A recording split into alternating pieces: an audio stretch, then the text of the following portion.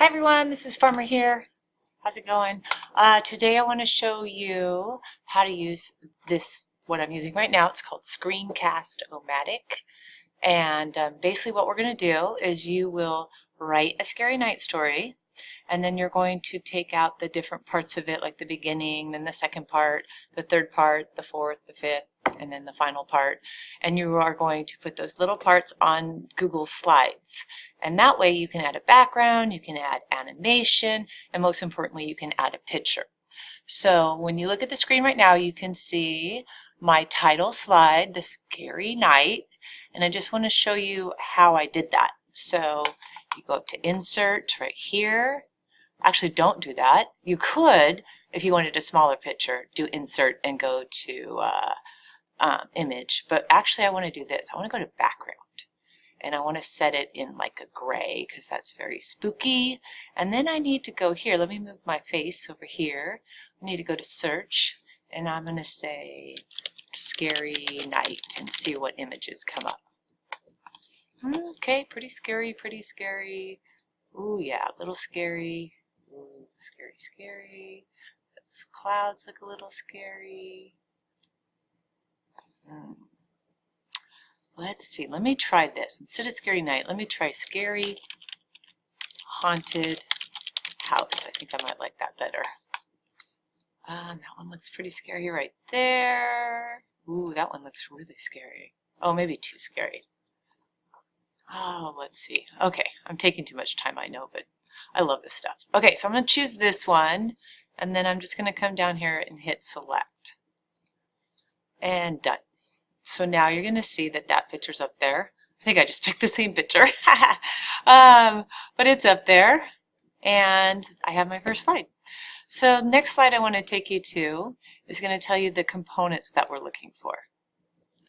Okay everyone, so the parts of the story that I'm going to be grading you on, for example, I want to see vocabulary. I want to see some high school words in there. In my example, they're going to be in yellow. I also want to see some very good descriptions. And so in my example, you will notice those will be in that bright blue. I'd love to see onomatopoeia. So hopefully you remember what onomatopoeia is. It's like creak or moo.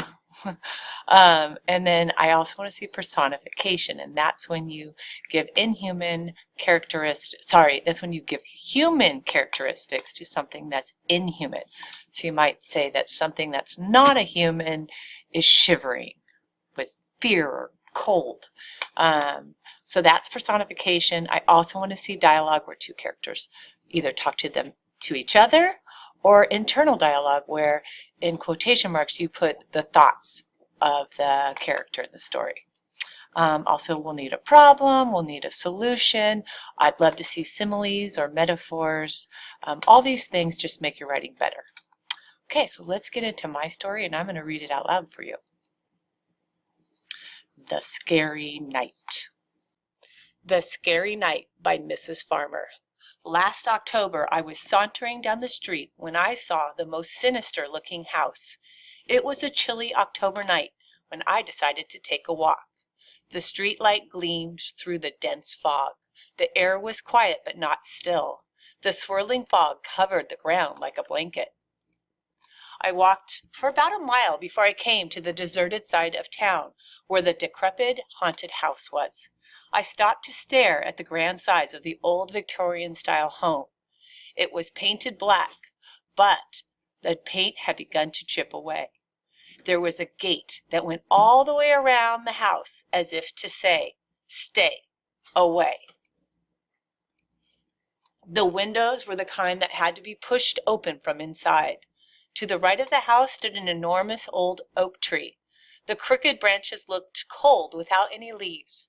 The crooked cement path leading up to the house was overgrown with weeds. I wanted to do something to make the house seem alive, but I was scared. I was a little frightened to go any closer. Just as I was about to turn around and walk back home, I saw a black kitten scurry across the front path of the house. I thought about running after the kitten, but fear froze me. If I pushed on the rusty hinged gate, that would be trespassing. However, if I didn't, the kitten might starve to death. I decided I had to do it. With a quick thrust, I pushed the gate open and chased in the direction of the kitten. I must have frightened him because when he heard me behind him, he ran faster and jumped through the open window. I knew I shouldn't go into the spooky house, but I couldn't help myself. I walked up to the wooden stairs onto the porch. I felt my stomach squeeze into a tight ball when the boards cried out, "Creak, creak." I stopped at the front door because I felt like someone was watching me. I whipped around to see who was there.